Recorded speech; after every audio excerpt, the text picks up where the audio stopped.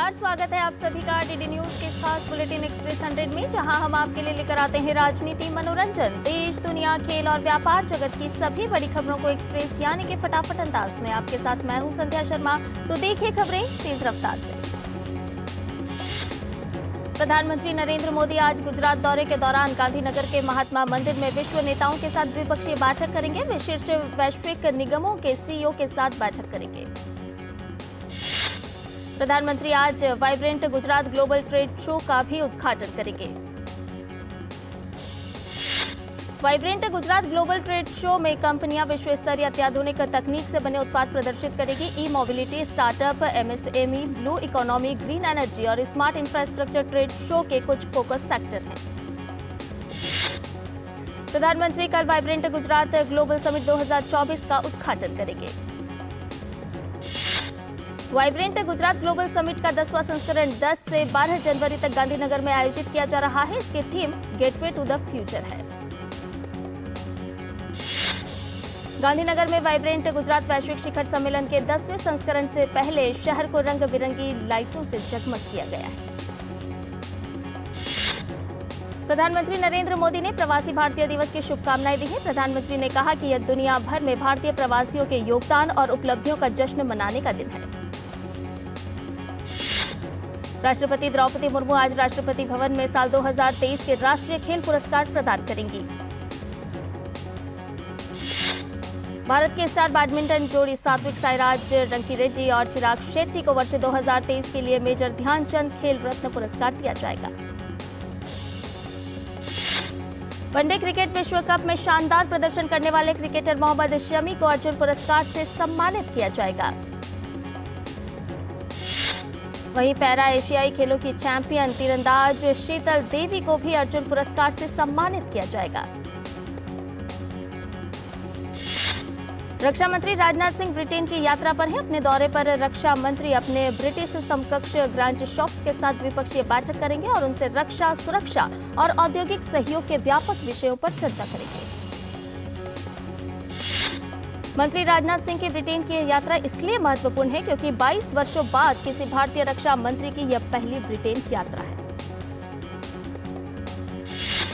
देश के कई राज्यों में सर्दी का प्रकोप जारी है। मौसम विभाग ने कहा कि पंजाब, हरियाणा, उत्तर प्रदेश और राजस्थान के कुछ हिस्सों में अगले 2 दिनों तक कड़ाके की ठंड जारी रहेगी। दिल्ली में शीतलहर से बचने के लिए लोग रैन बसेरों का सहारा ले रहे हैं। मौसम विभाग ने पूर्वानुमान व्यक्त किया है कि अगले 3 दिनों तक उत्तर पश्चिम और पूर्वी भागों के कुछ मैदानी हिस्सों में घने से अत्यधिक घना कोहरा छाए रहने की संभावना है। उत्तर भारत में कोहरे के कारण ट्रेनों की आवाजाही पर भी प्रभाव पड़ा है। कई ट्रेनें देरी से चल रही हैं। कड़ाके की ठंड के बीच 13 जनवरी तक चंडीगढ़ के सभी स्कूलों में कक्षा 8वीं तक फिजिकल मोड में नहीं होंगी कक्षाएं। स्कूल शिक्षा निदेशक ने इस संबंध में आदेश जारी किया है। जम्मू कश्मीर के गुलमर्ग में सर्दियों के मौसम के पिक के दौरान इस बार बर्फबारी नहीं के बराबर दिखी। लोगों का कहना है कि पिछले 10 सालों से यहां बर्फ कम पड़ रही है। यहां करीब 10 से 15 फुट तक बर्फ होती है। हिमाचल प्रदेश में लाहौल स्पीति के सिस्सू में तापमान -15 डिग्री सेल्सियस तक गिरने के बाद झील जम गई है। उत्तर प्रदेश के मैनपुरी में शीतलहर के बीच पुलिस ने जरूरतमंदों को कंबल बांटे। मौसम विभाग ने तमिलनाडु, उत्तरी तटीय केरल और दक्षिण तटीय कर्नाटक में बारिश की संभावना व्यक्त की है। तमिलनाडु में बारिश के कहर से कई इलाके जलमग्न हो गए हैं। मौसम विभाग के मुताबिक अभी तमिलनाडु को बारिश के कहर से राहत मिलने की उम्मीद नहीं है। तमिलनाडु के मयिलादुथुराई में भारी बारिश के कारण वैथेश्वरन मंदिर का परिसर जलमग्न हो गया। पुडुचेरी की एलजी तमिलिसाई सुंदरराजन ने पुडुचेरी में बारिश प्रभावित इलाकों का दौरा किया और स्थिति का निरीक्षण किया। दिल्ली में कड़ाके की ठंड और कोहरे के बीच कर्तव्य पथ पर जवानों की गणतंत्र दिवस परेड रिहर्सल जारी है। आंध्र प्रदेश में आगामी लोकसभा और विधानसभा चुनाव की तैयारियों की समीक्षा के लिए मुख्य निर्वाचन आयुक्त राजीव कुमार के नेतृत्व में चुनाव आयोग की टीम राज्य के दौरे पर है। अपने आंध्र प्रदेश के दौरे पर निर्वाचन आयोग की टीम विभिन्न राजनीतिक दलों के साथ मुलाकात कर उनके सुझाव और विचार जानेगी। इसके साथ ही कानून व्यवस्था की तैयारियों की समीक्षा करेगी। नागरिक उड्डयन महानिदेशालय ने उड़ान चालक दल के लिए साप्ताहिक विश्राम अवधि 36 घंटे से बढ़ाकर 48 घंटे कर दी है। रात के उड़ान संचालन के लिए अधिकतम ड्यूटी अवधि 8 घंटे और दिन के उड़ान संचालन के लिए अधिकतम ड्यूटी अवधि 10 घंटे तक सीमित कर दी गई है। डीजीसीए ने कहा है कि इसका उद्देश्य थकान संबंधी जोखिम प्रबंधन प्रणाली व्यवस्था में बदलाव लाना है। केंद्रीय मंत्री डॉक्टर जितेंद्र सिंह आज गुवाहाटी में ई गवर्नेंस पर 2 दिवसीय क्षेत्रीय सम्मेलन के उद्घाटन सत्र को संबोधित करेंगे। केंद्रीय शिक्षा मंत्री धर्मेंद्र प्रधान आज नई दिल्ली में आरंभ हो रहे कला उत्सव 2024 के उद्घाटन समारोह में भाग लेंगे। सागर परिक्रमा चरण 12 का आज अंतिम दिन है। 7 जनवरी को इस कार्यक्रम की शुरुआत हुई थी। इसका उद्देश्य मछुआरों, तटीय समुदायों और हितधारकों के साथ बातचीत की सुविधा प्रदान करना है। थल सेना अध्यक्ष जनरल मनोज पांडे आज नई दिल्ली में एनसीसी गणतंत्र दिवस शिविर में भाग लेंगे। भाजपा सांसद दिलीप घोष ने बंगाल में ममता सरकार की आलोचना करते हुए कहा कि राज्य में कानून व्यवस्था नाम की कोई चीज नहीं बची है। हरियाणा के उप मुख्यमंत्री दुष्यंत चौटाला ने कहा कि अग्निशमन सेवाओं को बेहतर ढंग से सुसज्जित करने के लिए कई कदम उठाए गए हैं, जिसमें 80 मंजिल के बराबर ऊंचाई वाले फायर टेंडर भी खरीदे जा रहे हैं। भारतीय रेलवे ने वर्ष 2023 में 6,577 रूट किलोमीटर का विद्युतीकरण का कार्य पूरा कर लिया है।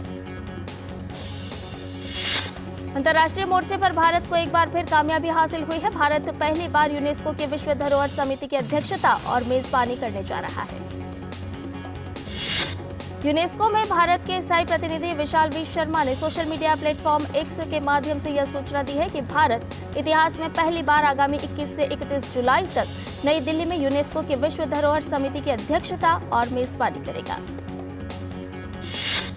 उत्तर प्रदेश के मुख्यमंत्री योगी आदित्यनाथ आज अयोध्या के दौरे पर रहेंगे, जहां वे राम मंदिर में प्राण प्रतिष्ठा समारोह की तैयारियों की समीक्षा करेंगे। और बुलेटिन में फिलहाल रुक रहे एक छोटे से ब्रेक के लिए जल्द हाजिर होंगे। आप बने रहिए डीडी न्यूज के साथ। साल, बरस और सदी नहीं, एक युग गुजर जाएगा। उम्र न पूछो वंडर की, जब फर्क नजर आएगा। वंडर सीमेंट, फर्क नजर आएगा। तुम्हें पता है इन्वेस्टर्स के लिए एक इन्वेस्टर प्रोटेक्शन फंड होता है IPF, लेकिन अगर तुम्हारा ट्रेड एक्सचेंज पर एग्जीक्यूट नहीं हुआ या फिर कोई गारंटीड रिटर्न्स वाली स्कीम है तो ये IPF आपकी मदद नहीं कर सकता है। और अगर आपका ब्रोकर ही डिफॉल्टर बन जाए तो फिर IPF आपको कॉम्पेंसेशन दिला सकता है। कहाँ से सीखा? NSE की साइट पर। समझ कर इन्वेस्ट कर।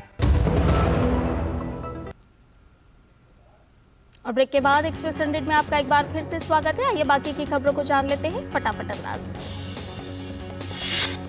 अयोध्या में राम मंदिर में प्राण प्रतिष्ठा समारोह का आयोजन 22 जनवरी को हो रहा है। असम सरकार ने राज्य में 22 जनवरी को राज्य में ड्राई डे की घोषणा की है। असम सरकार ने भी अपने स्तर पर राम मंदिर में प्राण प्रतिष्ठा कार्यक्रम को भव्य बनाने की कोशिश की है। राज्य सरकार का कहना है कि यह दिन हर भारतीय के लिए बहुत महत्वपूर्ण दिन है, क्योंकि 500 वर्ष के बाद भगवान अपने भव्य मंदिर में प्रवेश करेंगे। छत्तीसगढ़ के उप मुख्यमंत्री अरुण साव ने कहा कि छत्तीसगढ़ भगवान राम का ननिहाल है। ऐसे में छत्तीसगढ़ के लोगों में अयोध्या जाने को लेकर बहुत उत्साह है। आगरा के जलेसर कस्बे में बना घंटा भगवान राम के मंदिर की शोभा बढ़ाने अयोध्या के लिए भेजा गया है। अष्ट धातु से निर्मित इस घंटे का वजन 2100 किलो है। यह अद्भुत घंटा 6 फीट ऊंचा और 5 फीट चौड़ा है। अयोध्या में 22 जनवरी को होने वाले राम मंदिर के प्राण प्रतिष्ठा महोत्सव का जश्न मनाने की अमेरिका में भी तैयारियां तेज हो गई हैं। इस ऐतिहासिक महोत्सव के अवसर पर अमेरिका के प्रमुख शहरों में कार रैलियां निकाली जाएंगी। बिहार के ग्रामीण और शहरी इलाकों में विकसित भारत संकल्प यात्रा चल रही है। मुंगेर के पूर्वसराय पहुंचने पर यात्रा का स्वागत किया गया। वहीं रांची जिला के चान्हो में भी विकसित भारत संकल्प यात्रा का स्वागत किया गया। कार्यक्रम में लोगों को सरकार की कल्याणकारी योजनाओं की जानकारी दी गई। वेल्सपन वन ने तमिलनाडु में अगले 5 साल में 2000 करोड़ रुपए के निवेश के लिए राज्य सरकार के साथ शुरुआती समझौता किया है। विभिन्न कारोबार से जुड़ा अडानी समूह तमिलनाडु में विभिन्न क्षेत्रों में 42,700 करोड़ रुपए का निवेश करेगा। सत्तारूढ़ द्रमुक सरकार द्वारा आयोजित कार्यक्रम के समापन सत्र में मुख्यमंत्री एम.के. स्टालिन, उद्योग मंत्री टी.आर.बी. राजा, अडानी पोर्ट्स और विशेष आर्थिक क्षेत्र के प्रबंध निदेशक करण अडानी की मौजूदगी में समझौता ज्ञापन पर हस्ताक्षर किए गए। hyundai मोटर इंडिया तमिलनाडु में 6,180 करोड़ रुपए निवेश करेगी। इनमें से 180 करोड़ रुपए आईआईटी मद्रास के साथ मिलकर हाइड्रोजन वैली इनोवेशन हब के निर्माण पर खर्च किए जाएंगे। भारतीय स्टेट बैंक ने वित्त वर्ष 2013-14 और 2021-22 के बीच की अवधि की एक आर्थिक शोध रिपोर्ट जारी की है। इस रिपोर्ट के अनुसार भारत में व्यक्तिगत आय असमानता में पर्याप्त कमी आई है। रिपोर्ट के अनुसार आयकर का आधार साल दर साल बढ़ रहा है और आयकर रिटर्न दाखिल करने वालों की संख्या आकलन वर्ष 2021-22 के 70 मिलियन यानी 7 करोड़ से बढ़कर 2022-23 में 74 मिलियन हो गई है। रिजर्व बैंक ने छोटे वित्त बैंकों के लिए न्यूनतम पूंजी जरूरत को बढ़ाकर 200 करोड़ रुपए करने के साथ ही भुगतान बैंकों को एसएफबी के रूप में काम करने की मंजूरी दे दी है। दिल्ली हवाई अड्डे के परिचालक डायल ने कोविड-19 महामारी के दौरान राजस्व हिस्सेदारी दायित्वों के संबंध में भारतीय हवाई अड्डा प्राधिकरण के खिलाफ एक मध्यस्थता मामला जीता है। दिल्ली अंतर्राष्ट्रीय हवाई अड्डा लिमिटेड ने दिल्ली हवाई अड्डे के लिए संचालन, प्रबंधन और विकास समझौते के तहत एआई के खिलाफ मध्यस्थता न्यायाधिकरण में अपील की थी। मत्स्य पालन, पशुपालन और डेयरी मंत्री पुरुषोत्तम रूपाला ने 108.91 करोड़ रुपए की लागत से ओडिशा में पारादीप फिशिंग हार्बर के आधुनिकीकरण की आधारशिला रखी। केंद्रीय मंत्री रूपाला ने कहा कि पारादीप फिशिंग हार्बर के आधुनिकीकरण और उन्नयन से इसकी स्वच्छता में सुधार होगा और इसे स्वच्छ, प्रदूषण मुक्त और सौंदर्य की दृष्टि से मनभावन बनाया जाएगा। बजाज ऑटो ने 4,000 करोड़ रुपए मूल्य के शेयर की पुनर्खरीद की घोषणा की है। बजाज ऑटो ने शेयर बाजार को दी सूचना में कहा कि कंपनी के निदेशक मंडल ने 10 रुपए अंकित मूल्य के 40 लाख करोड़ रुपए शेयर के पुनर्खरीद प्रस्ताव को मंजूरी दे दी है। सड़क परिवहन और राजमार्ग मंत्रालय राजमार्ग क्षेत्र में निवेश के लिए निजी कंपनियों को आकर्षित करने को लेकर अगले 1 महीने में संशोधित निर्माण परिचालन हस्तांतरण परियोजना दस्तावेज लेकर आएगा। ग्रामीण विद्युतीकरण कैपिटल लिमिटेड द्वारा आयोजित एक कार्यक्रम को संबोधित करते हुए सड़क परिवहन और राजमार्ग सचिव अनुराग जैन ने कहा कि राजमार्ग क्षेत्र में सरकार का बजट पिछले 10 साल में 3 गुना बढ़ गया है। भारतीय जीवन बीमा निगम ने कहा कि उसके निदेशक मंडल ने राष्ट्रीय आवास बैंक द्वारा प्रवर्तित कंपनी में 10% तक हिस्सेदारी खरीदने को मंजूरी दे दी है। भारत मालदीव राजनयिक तनाव के बीच व्यापारियों के संगठन कैट ने घरेलू व्यापारियों और निर्यातकों से आह्वान किया कि वे मालदीव के साथ व्यापारिक सौदे करने से परहेज करें। Confederation of all India traders महासचिव प्रवीण खंडेलवाल ने कहा कि मालदीव के नेताओं में आपत्तिजनक टिप्पणी व्यापारिक समुदाय को कतई स्वीकार नहीं है। ईवी चार्जिंग समाधान प्रदाता एवर ने अगले 2 से 3 साल में वाणिज्यिक वाहन चार्जिंग बाजार में 35% भागीदारी हासिल करने का लक्ष्य रखा है। कंपनी ने 2024 के अंत तक 250 से 300 करोड़ रुपए के निवेश से यह लक्ष्य हासिल करने की योजना बनाई है। मर्सिडीज बेंज इंडिया के मुख्य कार्यकारी संतोष अय्यर ने कहा कि कंपनी इस साल बाजार में 12 से अधिक मॉडल पेश करने वाली है। कंपनी ने साल 2023 में 10% की सालाना वृद्धि दर्ज की है।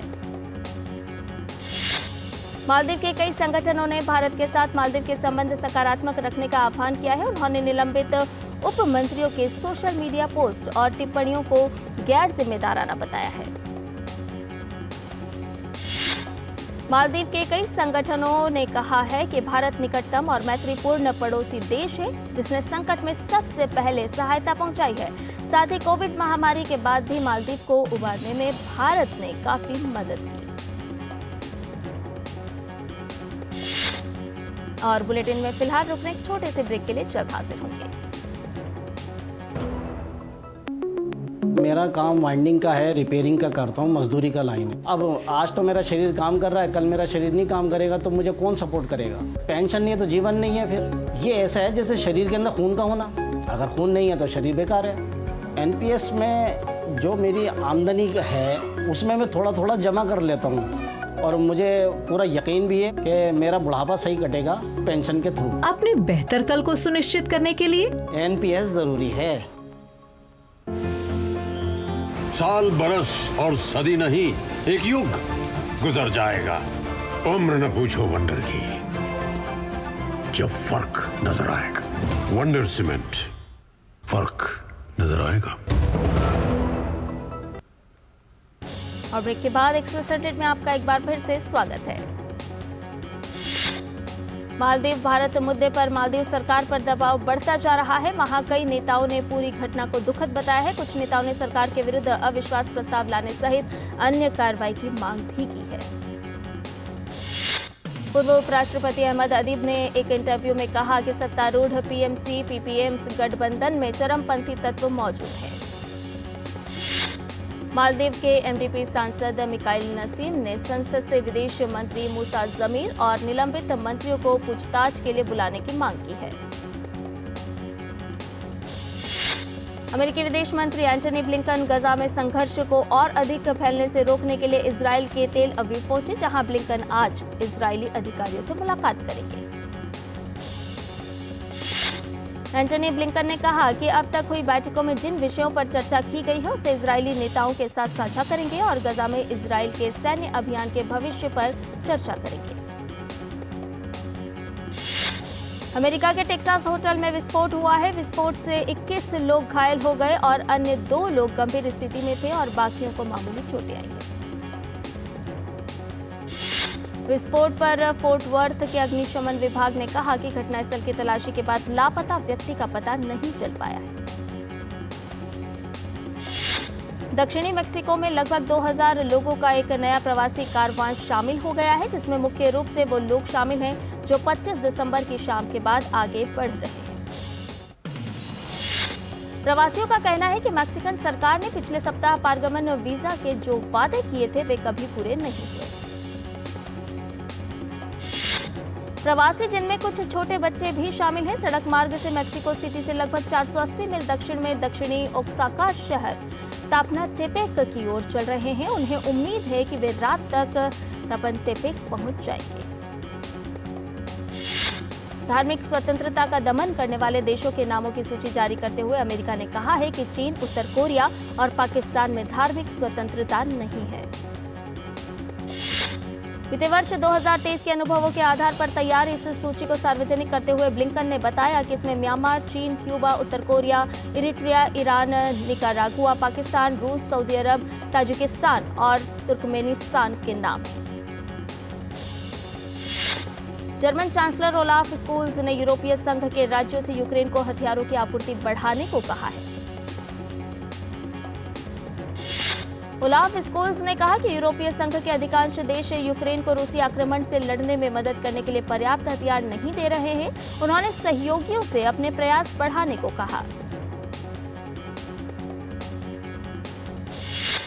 ओलाफ स्कोल्ज ने लग्जमबर्ग के नए प्रधानमंत्री ल्यूक फ्रीडेन के साथ एक संयुक्त संवाददाता सम्मेलन में कहा कि जर्मन योगदान जितना महत्वपूर्ण है, यह लंबे समय में यूक्रेन की सुरक्षा सुनिश्चित करने के लिए पर्याप्त नहीं होगा।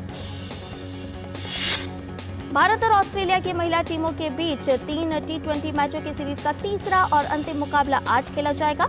दोनों टीमें एक-एक मैच जीतकर बराबरी पर है। भारत का इरादा आज के मैच में जीत के साथ ऑस्ट्रेलिया के खिलाफ स्वदेश में पहली बार T20 इंटरनेशनल सीरीज जीत का होगा। भारत ने ऑस्ट्रेलिया के खिलाफ 5 द्विपक्षीय T20 सीरीज में से केवल 1 में जीत हासिल की है। दक्षिण अफ्रीका के बल्लेबाज हेनरिक क्लासेन ने टेस्ट क्रिकेट को अलविदा कह दिया है। उन्होंने सोमवार को तत्काल प्रभाव से टेस्ट फॉर्मेट से संन्यास का ऐलान किया। 32 साल के हेनरिक क्लासेन ने दक्षिण अफ्रीका के लिए 4 टेस्ट मैच खेले। दक्षिण अफ्रीका के पूर्व कप्तान फाफ डू प्लेसिस S20 के आगामी सत्र में जोहान्सबर्ग सुपर किंग्स का नेतृत्व करेंगे। डू प्लेसिस की कोशिश इस साल जून में होने वाले T20 विश्व कप में एक बार फिर राष्ट्रीय टीम की जर्सी पहनने की होगी।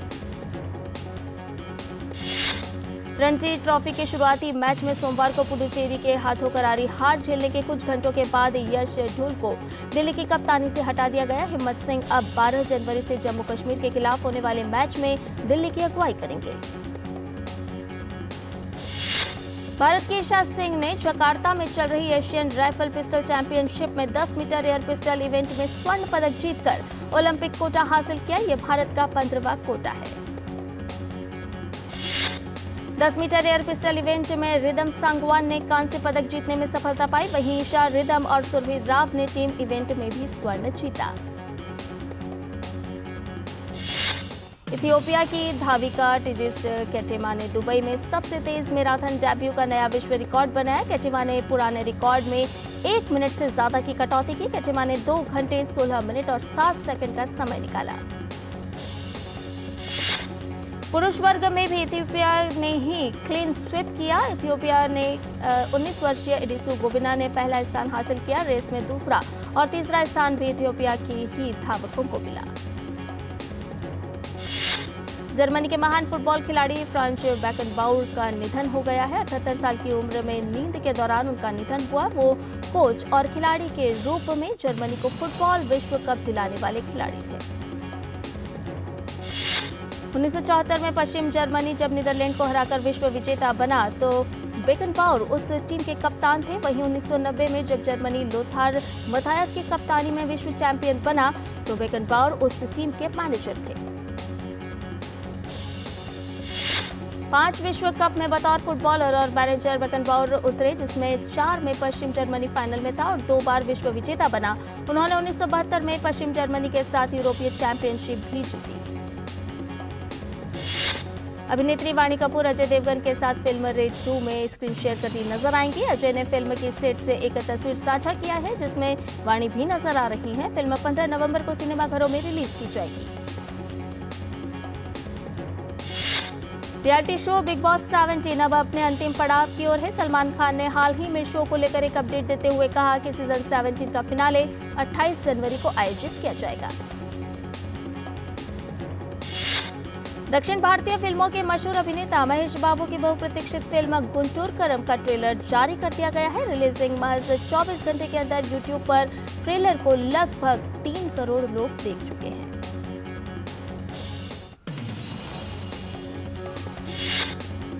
और एक्सप्रेस न्यूज में फिलहाल इतना ही। हमें दीजिए इजाजत, लेकिन डीडी न्यूज पर खबरों का सिलसिला लगातार जारी है। नमस्कार।